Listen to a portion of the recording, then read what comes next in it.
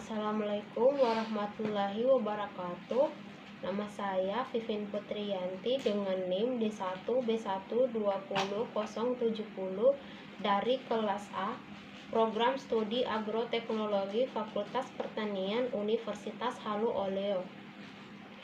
Pada kesempatan kali ini saya akan menjelaskan mengenai metode analisis gravimetri, titrimetri, dan kolorimetri untuk memenuhi tugas mata kuliah analisis tanah, jaringan tanaman, dan pupuk. Nah, selain daripada itu, apa sih yang dimaksud dengan gravimetri, titrimetri, dan kolorimetri? Gravimetri adalah analisis yang digunakan untuk penentuan kuantitatif analit dalam bentuk padat, cair, atau gas berdasarkan bobot masanya. Kemudian titrimetri atau teknik volumetri adalah mengukur volume larutan per reaksi dengan konsentrasi zat yang diketahui. Sedangkan kolorimetri merupakan metode untuk menentukan konsentrasi unsur kimia atau senyawa kimia dalam larutan dengan bantuan reagen warna. Kemudian metode analisis gravimetri. Terlihat ada 5 jenis metode. Yang pertama, gravimetri curah hujan atau disebut massa endapan. Kemudian elektrogravimetri, yang mana analit diendapkan pada satu elektroda dalam sel elektrokimia. Kemudian gravimetri volatilisasi dan termogravimetri, yang mana ketika energi termal atau kimia digunakan untuk menghilangkan spesies yang mudah menguap. Misalnya menentukan kadar air menggunakan energi panas untuk menguapkan H2O. Kemudian titrimetri gravimetri, yang mana massa titran alih-alih volumenya diukur, atau pengukuran massa jauh lebih akurat dan presisi. Terakhir, gravimetri partikulat, yang mana analit ditentukan setelah pemindahannya dari metrik sampel dengan penyaringan atau ekstrasi.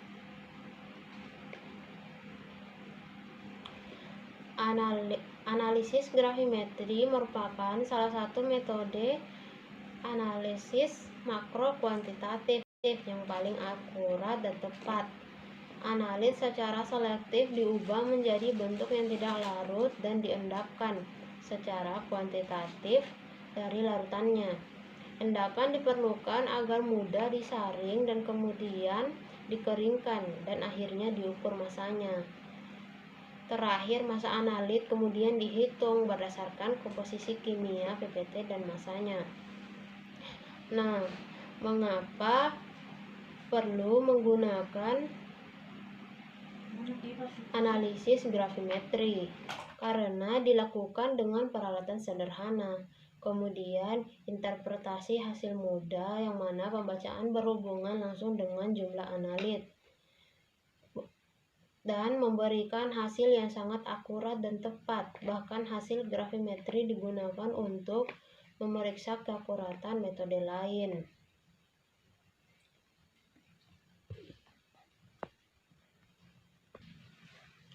Kemudian faktor penting apa sih untuk analisis gravimetri? Yaitu nukleasi, pertumbuhan partikel, suspensi koloid, koagulasi, aglomerasi atau diinginkan, peptisasi atau tidak diinginkan, kemudian kopresipitasi tidak diinginkan juga, terakhir pencernaan baik. Kemudian prosedur operasi standar karbon organik tanah, metode Walkey hitam, metode titrasi dan kolorimetri. Apa sih karbon organik tanah itu? Karbon sebagai bahan organik tanah yang mengubah sifat fisik, kimia, dan biologi tanah. Bahan organik tanah mengacu pada semua bahan organik yang terurai, terdekomposisi sebagian, dan tidak terurai yang berasal dari tumbuhan dan hewan. Karbon organik tanah berkontribusi pada kapasitas tukar kation tanah. Situs pertukaran kation ini penting untuk retensi nutrisi seperti kalsium, magnesium, dan kalium. Karbon organik tanah sering juga menyediakan tempat pengikatan untuk banyak bahan kimia organoantropogenik sehingga meminimalkan pencucian bahan kimia berbahaya melalui profil tanah atau membuatnya kurang tersedia secara hayati yang mengurangi toksisitas. Penentuan karbon organik tanah didasarkan pada metode oksidasi basa asam kromat (Walke and Black). Karbon organik yang dapat di dalam tanah dioksidasi oleh kalium dikromat 0,167 m larutan dalam asam sulfat pekat. Panas reaksi menaikkan suhu yang cukup untuk menginduksi oksidasi substansial.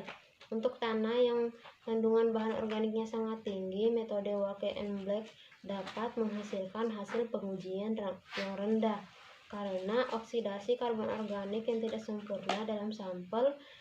Bobot sampel yang lebih kecil harus digunakan untuk sampel dengan kandungan karbon yang sangat tinggi. Prosedur kalorimetri manual untuk pengukuran amonium nitrogen dalam tanah dan tanaman. Kandungan N total sampel tanah dan jaringan tanaman umumnya ditentukan dengan menggunakan metode kejadal. Tanah yang digunakan adalah sampel permukaan dan bawah permukaan dari Coastal Plain, Piedmont, Henrike and Valley, wilayah Virginia dengan berbagai kandungan N total. Sampel tanah dan tanaman dicerna menggunakan metode kejadal biasa seperti yang dijelaskan oleh Bremer dan Mulvaney, dan penentuan NH 4+-N dilakukan pada semua sampel.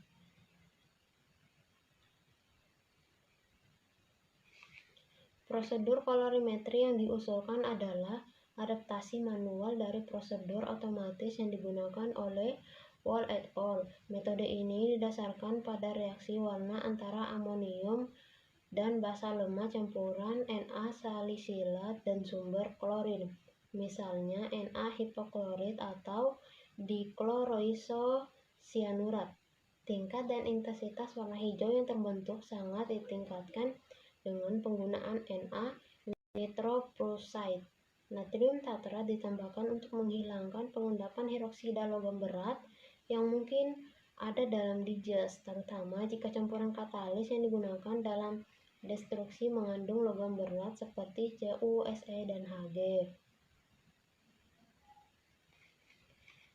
Kemudian, metode kalorimetri untuk perkembangan penentuan kalium dan aplikasinya pada analisis ekstrak tanah.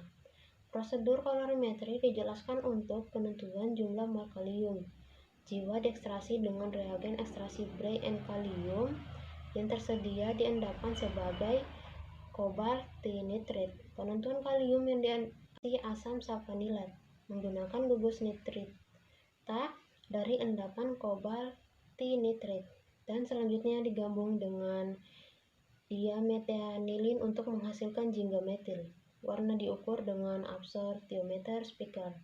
Metode ini berlaku untuk penentuan rutin kalium dalam ekstrak soil. Metode kalorimetri didasarkan pada penentuan kobalt atau nitrit dan endapan. Selanjutnya, penentuan kalorimetri fosfor pada bahan tanah dan tanaman dengan asam askorbat. Jackson merekomendasikan 4 metode fosfor agar sesuai dengan analisis tanah dan tanaman yang berbeda. Pilihan metode tergantung pada variasi keasaman, suhu, waktu, dan ion pengganggu dari tanah atau ekstrak tumbuhan. Murphy and Riley mengusulkan prosedur asam askorbat untuk penentuan fosfor dalam air. Prosedur asam askorbat telah direkomendasikan untuk ekstrak tanah bikarbonat total fosfor dalam tanah. Bahan dan metode yang diketahui yaitu 4 tanah Kanada, berbagai kandungan bahan organik dan pH. Prosedur kalorimetri HCl, Sn, HSO-Sn, asam sulfonat, dan vanadat adalah dipekerjakan seperti yang dijelaskan oleh Jackson. Metode asam askorbat yang diusulkan oleh Murphy and Riley dimodifikasi sebagai berikut, yang mana ada reagen dan prosedur untuk kurva standar. Metode kolorimetri untuk penentuan fosfor dijelaskan, yang dapat dengan mudah digunakan untuk semua prosedur analisis tanah dan tanaman yang umum digunakan. Metode ini tidak terpengaruh oleh variasi moderat dalam keasaman, suhu, waktu, dan reagen produksi. Ini mentolerir banyak ion pengganggu yang ditemukan di tanah dan ekstrak tumbuhan, termasuk Fe hingga 800 ppm. Metode yang diusulkan ditemukan paling tepat bila dibandingkan dengan prosedur kolorimetri lainnya. Baik, sekian dari saya. Terima kasih. Wassalamualaikum warahmatullahi wabarakatuh.